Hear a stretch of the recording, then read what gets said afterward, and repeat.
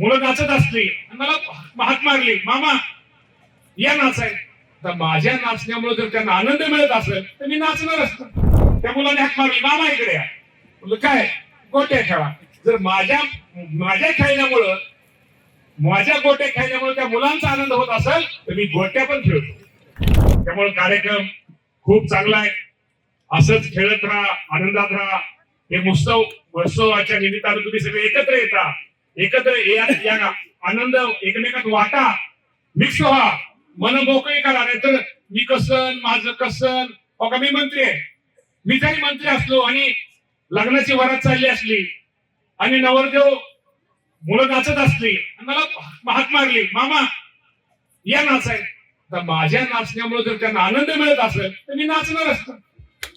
नाचलं पाहिजे, नाचण्याचं सोडून द्या. मी माझा समूह असा आहे, लहान मुलं गोट्या खेळतात. गोट्या तुमच्याकडे खेळते का? गोट्या खेळतात.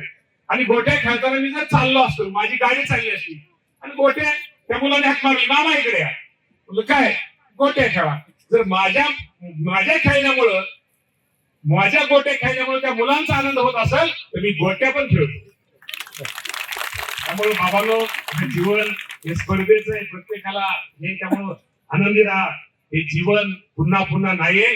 आणि खूप चांगलं काम करा, खूप चांगलं नाव कमवा. सासू सासऱ्यांची, आई वडिलांची काळजी घ्या, सर्वांना बरोबर घ्या. आपल्याबद्दल कुणाचा निश्चित चांगलं काम करा. आणि आमच्या निनाद पाटलांचं तर काय, माणूस पण एकदम जोरात आहे, दिसाय पण जोरात आहे.